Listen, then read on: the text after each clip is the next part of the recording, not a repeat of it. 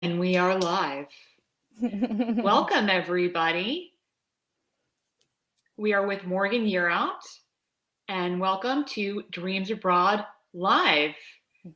Morgan is a go-getter. She is a mom.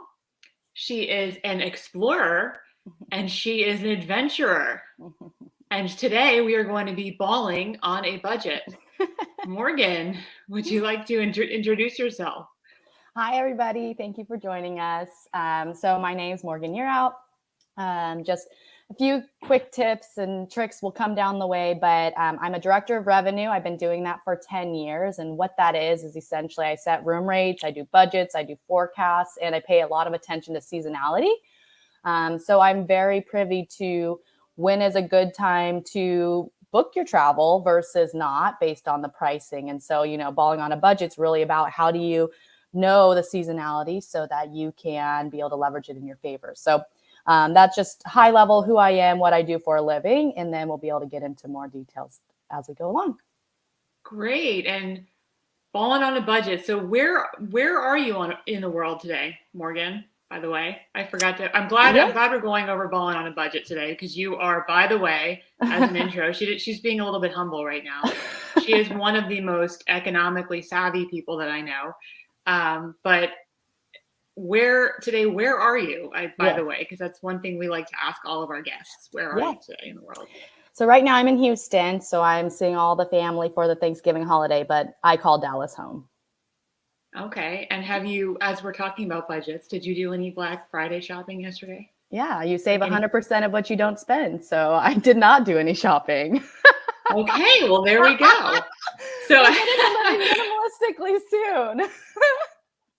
Well, there you are. There we go. Okay, so as we're waiting for our guests, we're talking a little bit. We're going to be getting into our next slide, and anyone that comes in, we'll be reintroducing Morgan as we go along. And thank you for that. So Morgan's in Texas right now, and Texas, that's one place I've never been, and I look forward to getting there at some point and visiting me and saving with Morgan. So here we go. Yeah. Who is Morgan Yearout? Morgan Yearout. We have a lot to talk about today.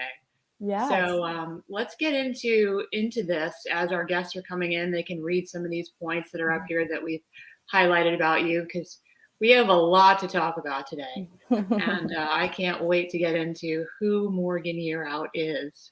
Yeah. So I mentioned that Dallas is home. It actually has been home for 10 years. I just crossed over that threshold of a decade of calling Texas home.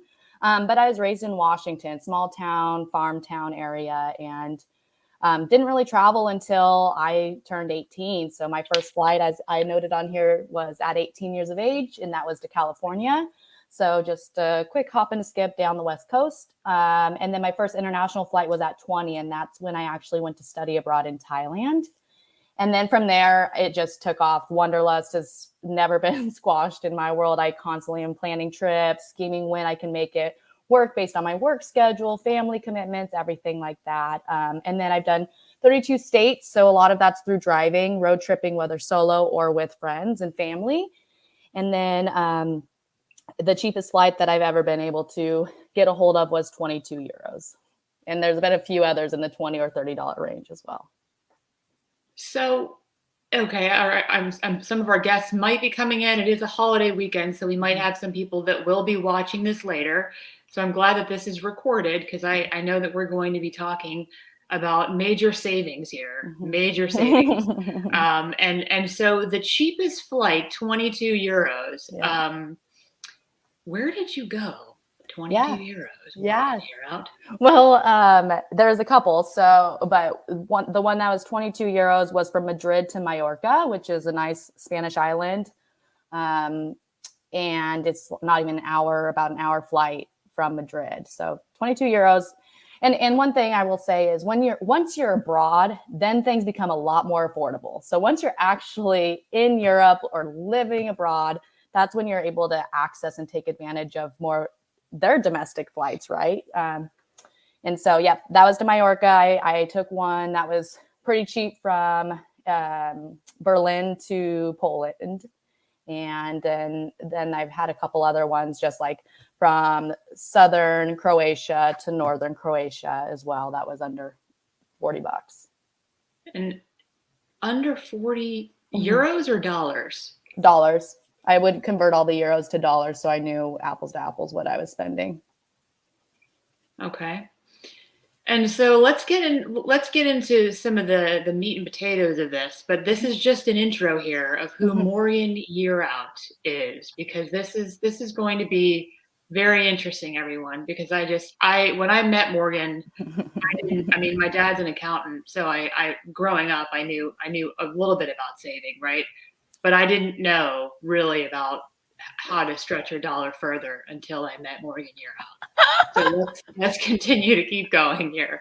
Next slide, please. Next slide. Thank you. And I just want to say thank you to Brad in the back. Cassidy's on holiday this weekend, so I'd like to say thank you for our stand-in Cassidy today, and thank you. So here we are. Here are our the photos here are incredible. Morgan, sorry, I was about to call you Cassidy. They are just, incredible, because I know that you've done some incredible things. But what we're going to cover today these are the topics we'll cover. I know that we're going to have you back after this one, because we couldn't cover everything that we want to cover with you. So there's just too much of Morgan Yearout for one session.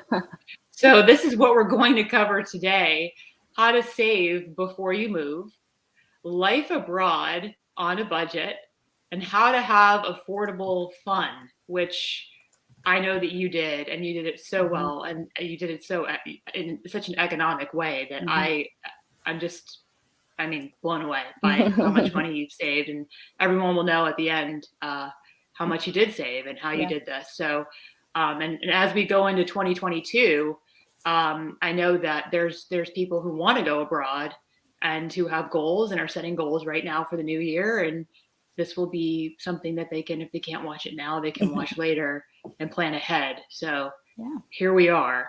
But before we move on, this is something I like to do with all of our guests. Let's look at these photos here. Where were you in that photo? Yeah. The photo in the corner, the how to save before you move. Yeah, so that was Malta. I got my open water scuba certification while I was there. And the total trip was less than $800, and half of that was just for the certification. So it would have been way more affordable had I not gotten my certification. But that was a bucket list item of mine for my lifetime. And Malta is an incredible place. I feel like a lot of people don't really know about it unless they're like Game of Thrones fans and they know where some scenes were shot. But it's a beautiful, beautiful place. The water is just so pristine. And again, I was able to do that for under $800 in 5 days. And that was, a bucket list item for sure. That's incredible. Yeah. So you were able to check off a bucket list item, which is something you've wanted to do your entire life. And have you gone scuba diving? Have you done anything since with scuba diving at all, or? Yeah. So I try once a year to go somewhere, but obviously that hasn't happened with COVID and different things. But I had gone over in Honolulu. I went scuba diving. I forgot my Dramamine, and I only went down under once. But for future reference, I will be making sure I take Dramamine, because we took a boat out away from shore, and it was beautiful, but I just couldn't squash the nausea feeling at all because it was rocky. So yeah, but I have gone one other time. Yeah, there you go. Make sure to pack your Dramamine. It just totally escaped my mind. So there's a lesson learned. It's a good tip. Okay, so what about this next photo here next to it? The life abroad on a budget. Abroad on a budget. Yep. So another bucket list item of mine was to go to the Sahara, and not just go touch the Sahara and say I did it, but to actually spend a night there and see the blackest sky and the most beautiful stars and the moon. And so I did an overnight camp trip there. And for that, it was a 5-day trip in total to Morocco. I only spent one night actually in the Sahara. and I spent less than $500. Wow. So we should have Justin back, or if he's watching, he can ask if you guys can, tell us at the end how much he spent on his. I know that he went to the Sahara as well, or I believe, or he went to Morocco. We'll have to ask at some point so we can all talk about trips. But yeah, that's incredible. That's a save right there. I never got to go there, so that's an amazing trip right there, and also a bucket list item that I would love to do at some point, and I'm sure many viewers do too. So, what about the bottom one here? How to have affordable fun? This beautiful lake. Is that a lake or? Yeah, it's a glacial lake. Yeah, so this is domestic. So Washington's hometown for me, and so this is Lake Kolchak. It's actually a 9-mile hike in order to get here, and it holds a lot of beautiful memories for me. So it's the hardest hike I've done personally, and then my sister actually got engaged there. So like the third time I've ever hiked it was the time that she got engaged. So I got to sit back and watch the proposal happen.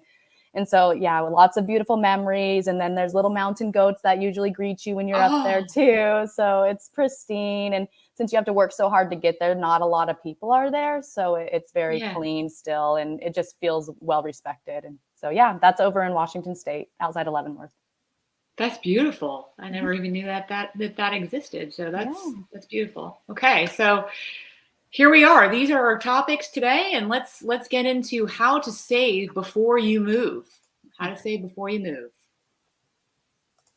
move. Okay, so how to save before you move. Live minimalistically. I know that you are very good at that, Morgan. Yeah.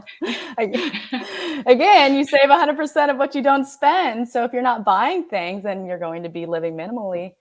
But yeah, so if you're preparing to move abroad, well, you can't take everything that's in your house anyway. So really be thoughtful about what you're bringing into your house, because you're going to have to stash it somewhere. You know, when I moved abroad, I literally had 2 suitcases and 1 large backpacker's backpack.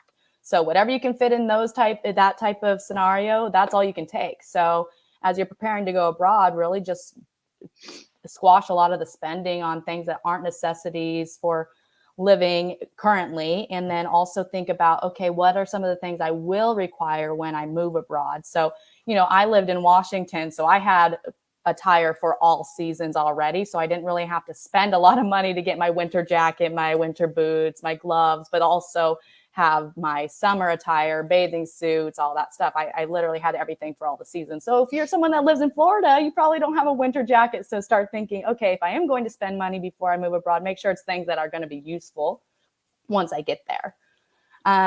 So other things, you know, I just really cut back on anything that I didn't really need. So if I have a subscription service to Netflix, Hulu, and Amazon Prime and Disney, you know, maybe you just pick the one that you really appreciate, because those $10 a piece subscriptions or $15 a piece subscriptions add up over a year, you know, and so any dollar counts, especially, I mean, like I said before, I had a 22 euro flight. So if you squash 3 of those subscription services in 1 month, you'd be able to afford a really cheap flight to somewhere fantastic. So, yeah, I think it's really about just being thoughtful about how you're spending your money. If it's not going to serve you when you're abroad, you probably shouldn't be buying it, because otherwise it's just going in a storage unit or your mom and dad's basement if you're millennial.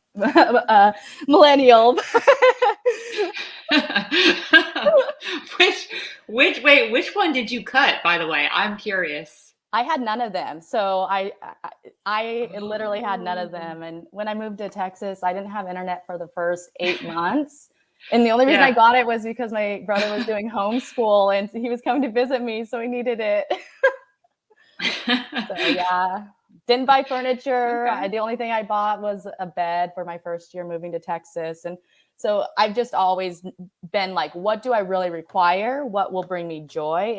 And just really weighing the cost benefit of bringing those things into my house. But that served me well to move abroad too, because then I didn't have a bunch of stuff I needed to figure out where to put. Yeah. Okay. So how about that? Apply for 50K miles or 50K plus miles credit cards. Yeah. That would Yeah. be something that Guy Guyton, our first, and I know that he wants to come back on. So he's not watching today, but he wants to come back on and talk to you too about the credit card points. So that's a Awesome. future. Yeah, come on down, Guy. So what about this one? Yeah. So usually I don't apply for credit cards that don't give me at least 50,000 miles. And a lot of times they do have an annual fee of like $95 or so. But essentially, there's some really great deals going on right now. So Southwest Airlines, there's their Premier card. It's $69 annual fee, but they'll give you 50,000 points if you spend 2,000 in 3 months, and then another 50,000 points if you spend 12,000 in a year.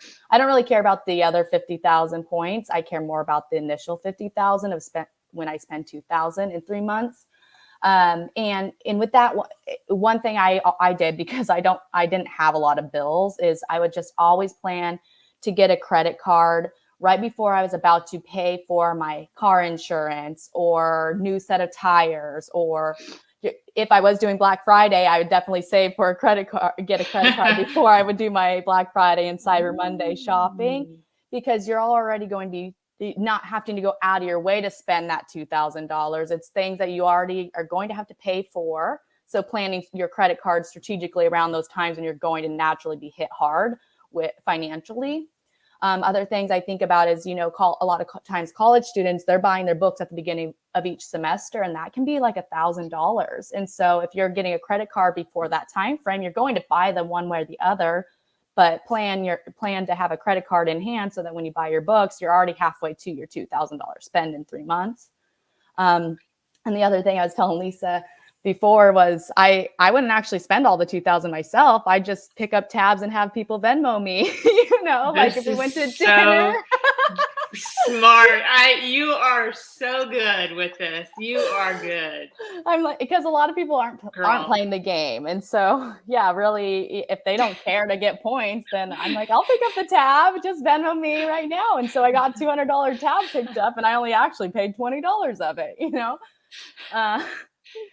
and then, leveraging your parents too, if they're also paying for their car insurance, buying tires, doing any of those things, have them just put it on your credit card if you trust them enough, of course, and then have them pay you back. So, okay, so let me, before we get into the strategic packing, yeah, and I'm not going to do any endorsements of credit cards, but like, because I don't have that many, right? But what do you do with the points? So you get and I know this will be a discussion with Guy at some point in time, because I was trying to understand his methodology of it too. But when you get these points, all of these points at the end, what did you spend the points? What did you buy? What was your like golden package or your golden ticket? Like, what did you want to spend? What did you spend it on? What did you, you got all these people to give you the money, the Venmo, the money, you had all these points, and you're pointing and you're doing all this, right? What did you buy with it? What did you do with it? What do you do with the points? Yeah. So real life. Yeah. What I did, I always use the points for airlines. That's reality. Hotels, I don't see as good of an ROI on that. And flights for me, it literally is like that feeling of euphoria of knowing I'm getting on this thing and it's taking me somewhere entirely different. And so one thing it did for me was when I moved to Spain, I ended up spending less than $600. You still have to pay taxes and fees and surcharges, but you don't actually have to pay for the bulk of the flight. So for my round trip flight to Madrid and back to Seattle, was $600 versus $1,500. So it literally saved me $900 in flight expenses just by being able to apply these points. And there's multiple other instances, like I was talking about earlier with the Southwest, that's more domestic flights, but 50,000 points can get you 2 round trip flights. So instead of me going home to Washington round trip for $500 to $700, it cost me like $22 in gas surcharge expenses. It's very, very minimal. So yeah, I literally have saved thousands of dollars just by playing this credit card game. And the credit card companies are getting more savvy. Now they're making me wait 4 years for some of the credit cards I really like. So once I've applied, got the points, then they tell me I have to wait 48 months before I can apply again for they a have special Yearout offer. on their list. Yeah. I'm They're like, we blacklisted. know you, Yearout. We know you. I have gotten a few rejections and I was very disappointed. We know who you are. Then I applied the next year and I got it, so it's fine. We've mended our relationships. Balling on a budget there. Yeah, we know you. That's great. But look how much you've saved. Wow, Yeah. that's a flight. Wow, that's good. Yeah. That's good. Okay. Yeah, so that was just to get to and from Spain because, you know, once you're there, it's quite spendy too. So what are some of the opportunities to cut costs? And that was flights. Flights are the big chunk of change. Yeah, they are. So, okay, strategic packing here. Strategic packing. I want to know about this. This is hard for me. I can't do this very well. You know that, right? Because you know that I always have that carry on my big red bag, right? Yeah, I know. It's hard for me. Yeah. I like to bring clothes. Yeah, you need options. No need to make the decision before the flight. So how do we do this? Tell us. Yeah. So I mentioned before, you know, moving to Spain, I literally had just two major suitcases under 50 pounds, didn't have to even pay for the overage fees. And then also my large backpacker's backpack. And so I actually wrote a post about it if we want to reference it down the road for anyone that's trying to plan. But I mean, literally thinking through, okay, I'm needing enough clothes to get me between laundry cycles. When you're living abroad, you're not going to be washing laundry every single day or every other day. And because most of the time you also don't have one of those in your apartments when you're abroad. That would be a more fancy place that you're living at, and we're balling on a budget, so you're not living there. Exactly. But yeah, so strategic packing definitely had like 14 pairs of socks, 10 underwear, 7 cardigans, 4 t-shirts, 5 long ones, 4 to 5 sweaters, because also we're packing for seasonality.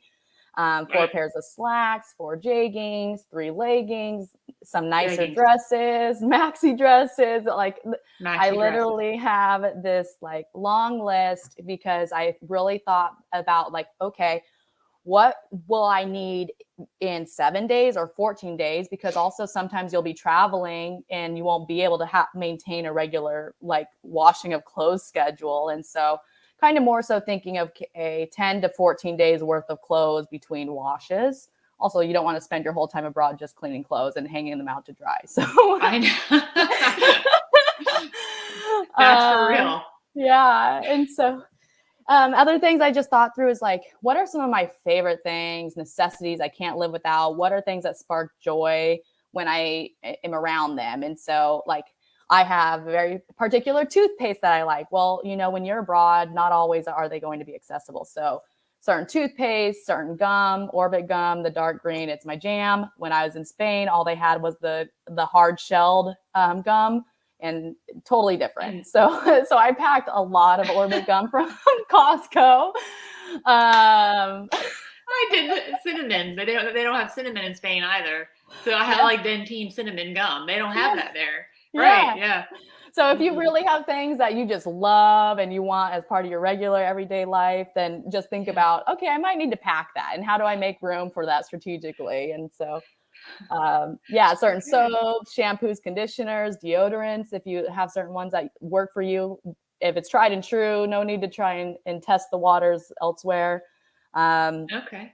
Yeah. And then converter and then padlocks. I had 2 to 3 different types of padlocks because staying in hostels and I'd take my padlocks, of course, for the lockers, but sometimes a friend or somebody might forget theirs. And so I'm like, here you go. You can have this. Okay. One. So, yeah. So did that weigh a lot though? If you took a padlock in your suitcase, I mean, for me, I always have problems with weight. So when I'm there, I'm not usually having to shift around with weight. So did the padlock weigh a lot? How did you bring that? No. They're just the little ones with the numbers that you twist. Oh, okay, the little one. I'm thinking of like these aren't the hardcore like deadbolt clippers. That's what I'm thinking of. Okay, well there you go. No, All right, so I'm thinking that this is you saved with the flights. That's where you're looking to ball on a budget is for your flights. Yes, and just if you strategically pack, literally, the only things I bought when I was abroad was a pair of boots, a skirt because I wanted it, not because I needed it, a shirt because I wanted it, not because I needed it. And then there was one other thing I purchased, but essentially it was less than $100 in clothing, attire. Oh, gloves was the other thing that I bought just because I wanted a cute leather pair and it was a good deal. And so like, I didn't buy anything because I really needed it. It was just because I wanted it at the time. And I saw it as I was window shopping. So because I had literally packed everything else that I needed. Okay. Yeah. All right, let's get to the next slide here. All right. Life abroad. We've packed everything. Now we have moved abroad. And this is when I know you now. I mean, this is life abroad on a budget. Yeah. So let's get to the transportation part here. This is key here. Yeah. Yep. So we talked about flights. So if you have points, airline miles, fantastic. Use those. I would literally have multiple tabs up and be comparing, okay, flight costs versus a train. I remember. Yeah, a common misconception is that trains are more affordable than flights, and sometimes they actually are not. They take longer and cost more, so you really do have to compare. Yes, sometimes the train is part of the experience. I get that, but if you're trying to save money and then just know that trains aren't always the most affordable option.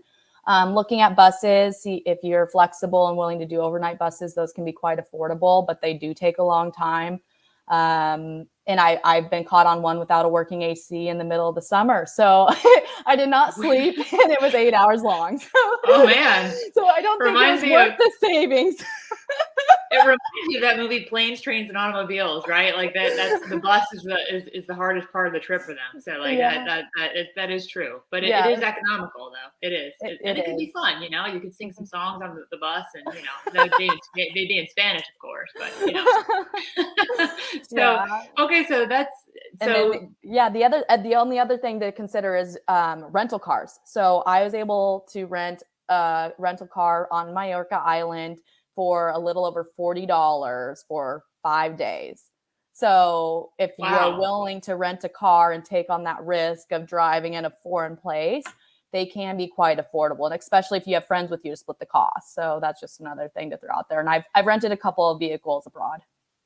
So when you were renting these vehicles, you were getting the points for them too, right? Of course.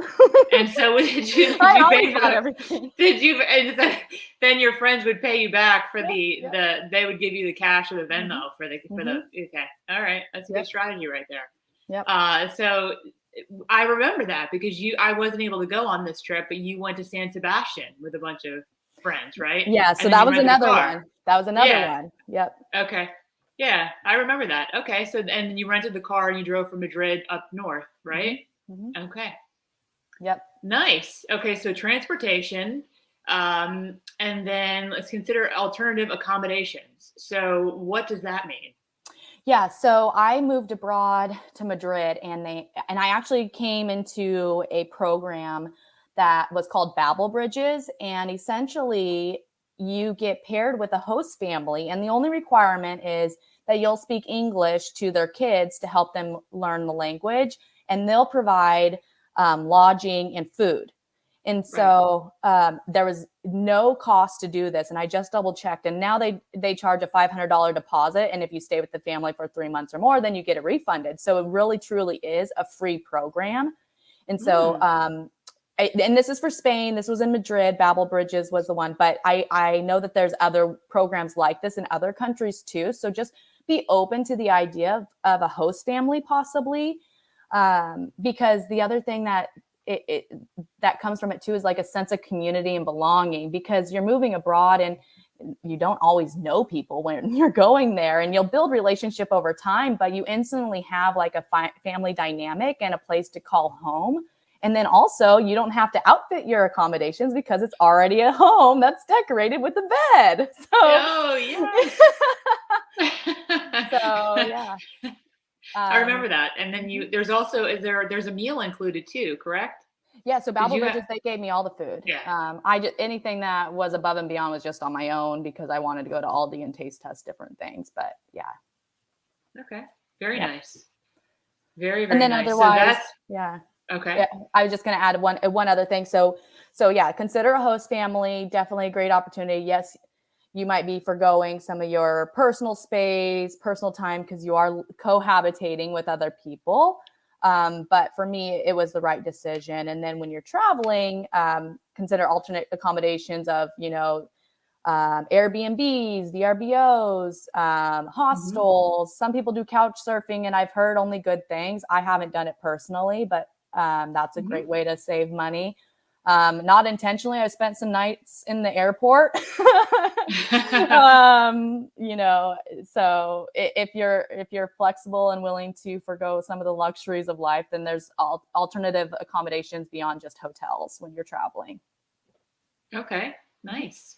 That's also in that movie. They have they don't sleep in the airport, but they sleep in different areas, which is Mhm. funny. I just watched a couple days ago, which is why I'm thinking about this. But okay, so it's jogging my memory. So day to day savings, channel a minimalist mindset. Yeah. Yeah. So So touched on it a little bit, just touched, yeah. buying the things that you need. But there are some things that I really love. So fun fact, I love eating all my meals with chopsticks. And so I pack chopsticks Oh, everywhere I go. And part of traveling that I love so much too is going into the supermarkets just to see like what are some of the cultural norms of the types of food that they're eating. And so buying food from a supermarket is way more affordable than buying from a restaurant. And so mhm. I'll go in and buy my snacks and stuff for the road when I'm traveling, and then I'll eat them and have my own personal picnic in a park or wherever I find myself. But yeah, so just kind of thinking of alternate ways, like if some of the key things you need to sustain life is water, food, and shelter. So really, if you're already seeking alternative accommodations that are more affordable, you go to the market for food, you can eat that pretty much anywhere. And Yeah. then buy water bottles as necessary. Or, fun fact, you can look up online if you can drink the city's tap water. And a lot of times in Europe, you can actually. You'll just have to request Mhm. it at restaurants because otherwise they'll serve you a bottle and charge you for it. But Nice. yeah. I remember that. They also charge you for the bread that they put on the table, but you don't really ask for the bread, and then you start eating the bread, and then it's on your check because you're so hungry. Yeah, there's two They're like, euro "Here's a charge. dollar." They're charging you a dollar or a Yeah. euro for the Yeah. bread, but you didn't know that. So that's kind of a yeah. All Yep. Yep. right, next slide. Thank you for that, Morgan. Forgot about that. Next slide. Thank you. Okay, how to have affordable fun. Yeah. How do we have affordable fun, Morgan? Like how is this possible, right? Like you're abroad, you're you want to go, you want to fly somewhere. How far in advance do you have to book those tickets to have affordable fun? Like Mhm. how is this possible, right? Yeah. What do we do here? So I think we have on the next slide after this some good pointers and some tips here Mhm. to discuss that. So there's this slide here to ask us to bring us into how to have affordable fun, and then can we move on to our next slide to show us some pointers here on that to so we can talk about that and our audience can see that. Mhm. Okay. Yep. So affordable fun, you're living abroad or you're traveling, and there's a lot of overlap between the ways to have affordable fun in both situations. But we've touched on part of it. I had a bucket list going into this trip. So when I moved to Spain, two of the major things I wanted to do was get my scuba certification for open water and then go to the Sahara. Those are the two main bucket list items. I had jotted down a list of some countries I wanted to hit, but those were the two things where I was like, okay, if I go abroad and I knock these out, I will feel accomplished for my trip. Hmm. And so just really being thoughtful about what are your dreams if you never did it again, never scuba dived again, never jumped out of a plane again. Where's one place that you would want to do those things? And so when I was pondering places to go, those were things that I thought about. And then I'd weigh the cost benefits of it as well. And scuba diving in Malta is actually quite affordable. It would be a couple $100 more if I would have done it more domestically in the US. And so those just some thoughtful considerations there. And then also when I travel, I think about slightly off peak times. So the Farmer's Almanac, and the Almanac is my best friend. So I'll look, okay, I want to go to Italy. okay, when is the best time to be in Italy? And then they'll say, oh, well, rainy season's this time frame. So you'll usually go right at the end of rainy season, but right before peak travel time. And so for me, I would try to go to Italy maybe in mid to early May before school gets out, and then all the families start their summer travels, but it also isn't quite as expensive as when you hit school being out of session in June. So yeah, just really looking at the almanac, making sure that the weather conditions are going to support your travel dreams when you are going wherever you're going. And then also by doing that, you'll see that flights and hotels or hostels, those accommodations are a lot more affordable. So you can save a couple $100 easily just by being like 1 week prior to the peak timeframes for traveling somewhere. And then other things for affordable fun though is, be active, walk around. Just, one thing I like doing is graffiti art tours, and I'll just go walking around neighborhoods, and you'll find a lot of beautiful art, and just having your eyes wide open and going for runs, getting lost in the city. There are considered free walking tours. There is a tip that's requested at the end, so they're not completely free. So toss them 5-10 euros. But those are pretty great because they give you an introduction into the city, and they take an hour and a half to 2 hours of your time, and you're meeting new people. And so it's a really great way to get familiarized with where you're at. Other things I do if I'm really trying to cut costs is I'll just do a lot of research beforehand, and I'll just plan my own walking tour of like this bridge and this gate and some of the history of it. And then I'll just map my own agenda. I've done that also with chocolatiers in Belgium. I was like, okay, these are 3 well-known chocolatiers. And then they are all throughout the city. And then I would just kind of meander to go to each one. And my reward was chocolate and taste testing whenever I hit each one. So talked about it. Yeah. A couple other things was like browsing markets in the local grocery stores and just seeing what there is to offer in the city that you're in, because it's free to look until you touch and you want to buy it, of course. But that's fun just to be in those environments because we don't have them as readily available here. So when I have a question, I'm going to stop right now. When would you, okay, you said it's free to look, right? Yeah. So when would you buy something? What would pique your interest to go into that store, open that door, and buy something? I wouldn't buy it. And partially because I only have my backpack and nothing else is going to fit in my backpack to go back on the flight. That's true. But would it like a food item or something like a piece of chocolate, right? I remember you bought a chocolate egg somewhere. You did. Oh yes, I think you did. In Bordeaux. You did buy a chocolate egg somewhere. Yeah. I can't remember where it was, but you bought a chocolate egg somewhere. Yeah. You bought some piece of chocolate somewhere. I know you did. I did, but then I ate it, and so it didn't have to go on the flight. And it's much more affordable than buying like a mug or a piece of art. True. Yeah, but it was something that you enjoyed too. It was a part of the culture there. Yeah. It was like sit down, enjoy my chocolate egg. Be so meditative about it, and remember that I'm never going to get that same egg ever again unless I come back to Bordeaux. That's true.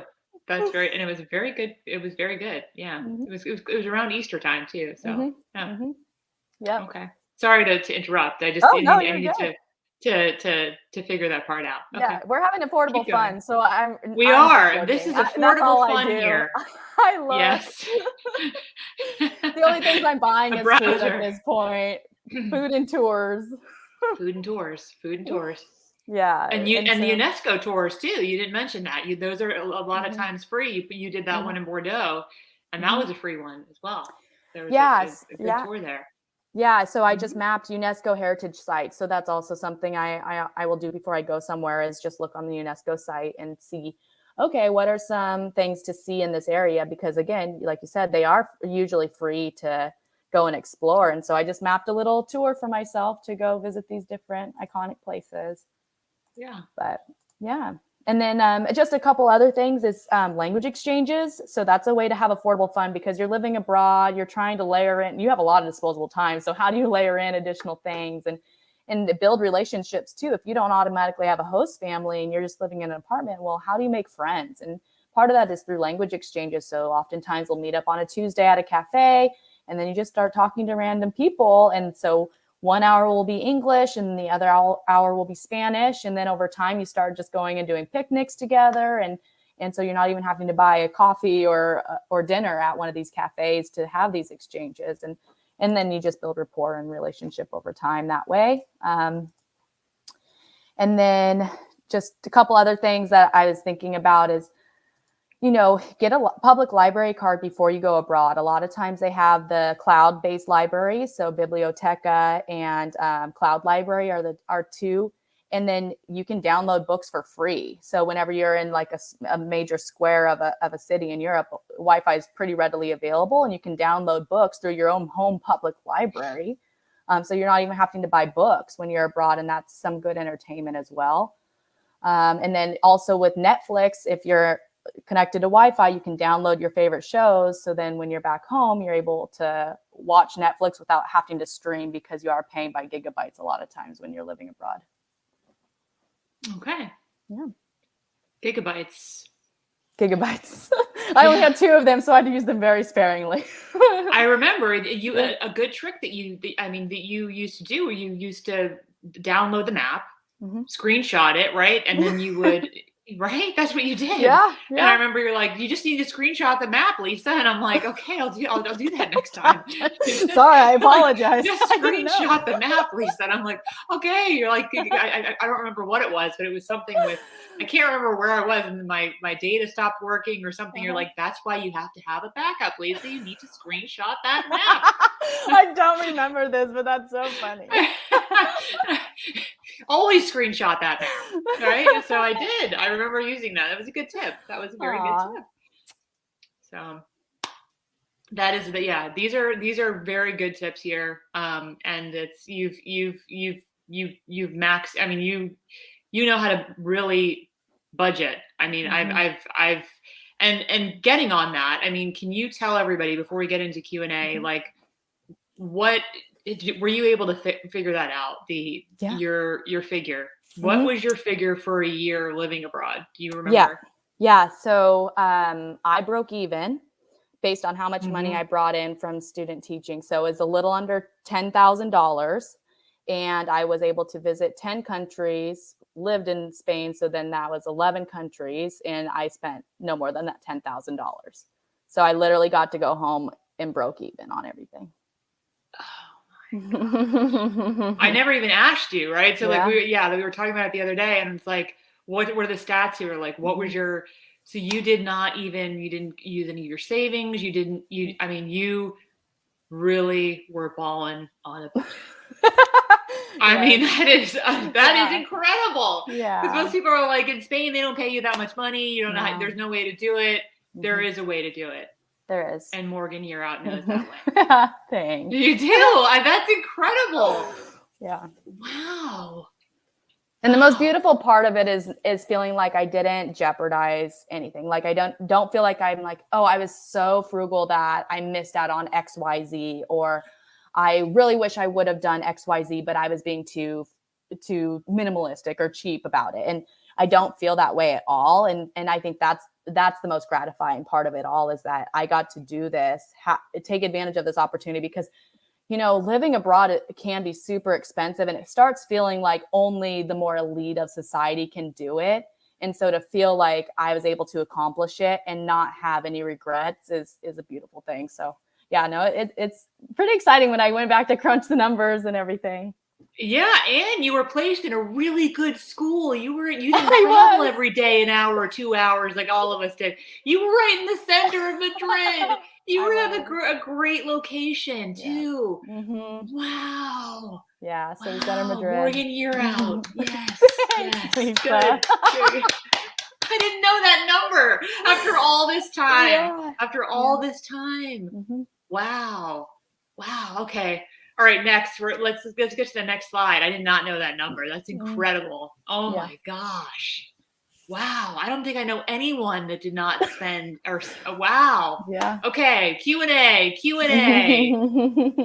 I'm not sure how many, because I can't see the screen. I'm not sure how many people, I mean, where this is going to be recorded and people will be watching this over and taking notes, and you're coming back because you know what, everybody who's watching, who stayed on, who's not out spending money on Black Friday or Black Friday or Monday, Cyber Monday, Saturday, whatever. Morgan's coming back. She's going to be doing an itinerary with us. She's going to be building an itinerary because we weren't able to fit in the after part of this. So when you come back from going abroad and then, being, coming back and living your life after being abroad, what happens next? So Morgan is now, working. Can you tell everybody what you're doing? Yeah. I know what you're doing, but I don't want to, Yeah, so I, as I mentioned before, I'm a director of revenue at the newly built Hotel Drover in the Fort Worth Stockyards. So we just opened in March of this year, and so I'm doing all the room rate setting and budgets and forecasts. So it's exciting. I love what I do. Wouldn't dream of doing anything different. Yeah. So what she's able to talk about itineraries and building out itineraries even before she was working in this fantastic position. She's worked in hospitality for 10 years, and we'd love to have her back and pick a location. What we can do is have her pick a location, and we can use her budgeting skills live, and we can figure out a way to build an itinerary on a budget. So I'm looking forward to that, and I hope everybody else is too. And maybe we could put it up for a vote. We'll see where everyone wants to go, and we can build a budget together. We can build a budget together, and we can be balling on a budget, building a budget at the same time. So we can all go on the same trip together. Let's do it. Yeah. So that's what we'll be doing at some point. We'll have Justin come back as well, and Guy can help with the points and credit cards and all that good stuff. So I don't know if anyone has any live questions at this point, because I think everyone's probably out shopping or maybe has a food coma from eating too much turkey if you're in the US. But if you're not in the US, let us know if you have questions. Otherwise, I have some that people wrote in, and I'm going to ask those right now. Ponice asked a question.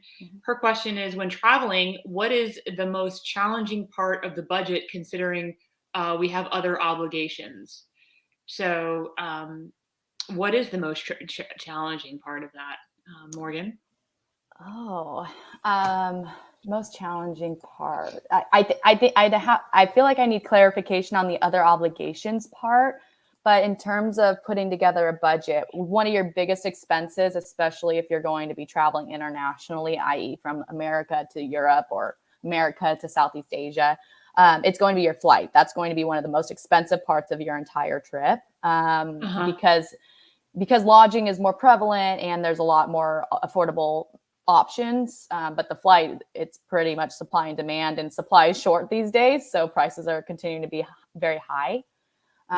So definitely considering flights, looking at seasonality, shoulder seasons. And then in other parts of the challenging parts based on obligations, I think it comes down to really thinking through, okay, whatever trip you're taking, what is your number one bucket list item or thing you want to accomplish while doing that? And then everything else, you just kind of fit around it, because you've already budgeted and planned to do the most important part of that trip for yourself. You've already allocated the funds for it. And so then your other obligations are much less important to have. So then it just gives you more flexibility to say, oh, that's not that important, because you're already making time and space for the most important aspect of your trip. Okay.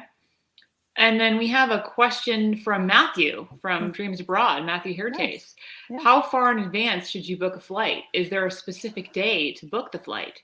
Yeah, that's the ongoing, life hack conversation. And it's changed a lot. Back in the day, it used to be book on a Tuesday, 6 months in advance. And really the great thing is Google now has a lot of flight tracking tools that will let you know if you're booking in like a reasonable range. I personally suggest booking 6 months in advance. And usually in October each year is when I plan all my major trips for the following year. And then I start tracking flights. And if it starts incrementally going up or something like that, then I'm like, okay, let's just book this right now.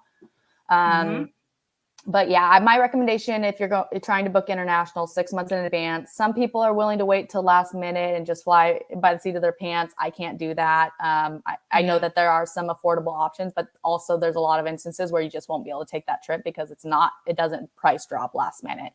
And then also with the revenue management software that a lot of airlines are using, they're not really dropping rates last minute. They used to, but not so much anymore. So the further in advance that you can, maybe around that 6-month mark, is probably your best bet. But use your tools, use your resources. Things are ever evolving, and things are very different right now based on post-COVID, even though we're still in COVID life. I have a question. I have a question. What is something that you know now about budgeting that you didn't know before living abroad? Before living abroad? Yeah. Oh, I mean, I just didn't think about it, but once you're actually abroad, it is so affordable to travel.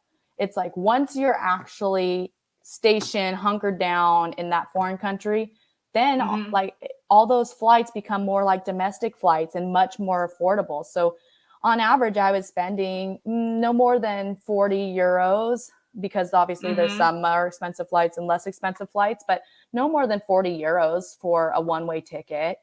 And again, I went to 10 different countries and that was my average flight price. So, but otherwise, if you're flying from the US to Europe or flying from the US to Southeast Asia, it usually is over $1,000 round trip. And if you're not using points, of course, but so that was one of the things, is just like how eye-opening it was of how affordable it can be once you actually get abroad. And when I moved abroad, then I started averaging less than $100 a day whenever, like whatever little vacation I was taking. Whereas before it could be anywhere from $200 to $400 a day on average, just because that flight was so expensive to get there.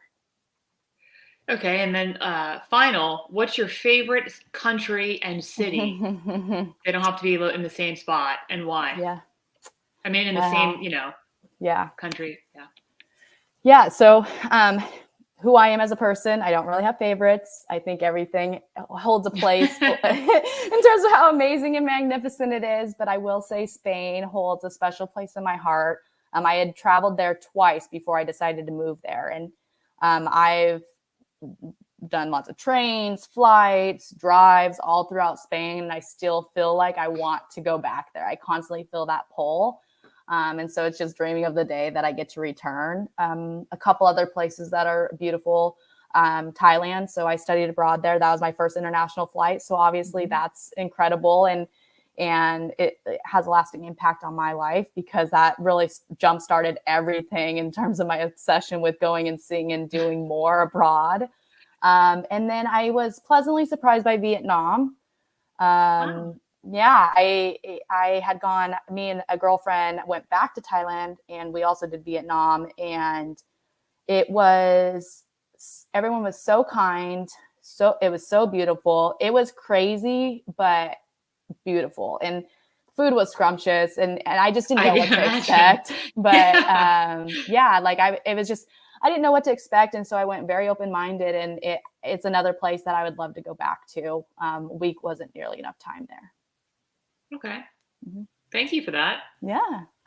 Very different places. Well, Spain and Asia are different, but awesome. Well, we're going to have you back probably in 2022. We're going to put a poll up now that you gave us that fabulous idea. Yeah. And we're going to find out where we're going to do our itinerary. Sounds good. Yeah. So thank you for balling on a budget today. Yeah. You definitely were balling on a budget. I mean, you did not. I mean, you I don't know anyone that didn't spend something. I mean, you came out even. That's incredible. Yeah. That is incredible. I'm going to do it again. I'm doing it again. I did not know that. You revealed something today, Morgan Yearout. Surprise! You revealed. So thank you. Thank you for that. I can't believe it. I'm so proud. Thank you. I think we all are. We all are. Yes. And you also had a chocolate egg. Yes, I did. I afforded that. You did. Well, thank you from all of us here. All of us in the internet world that will be watching this later. And we at Dreams Abroad Live and our community and our family and everybody here, we thank you very much, and thank you for taking time out of your Saturday morning over there and afternoon here and anywhere else in the world, where whatever time it is there. And thanks everybody else for tuning in, and we'll see you soon. Bye. Thank you. Bye. Thank you. Take care. Bye-bye.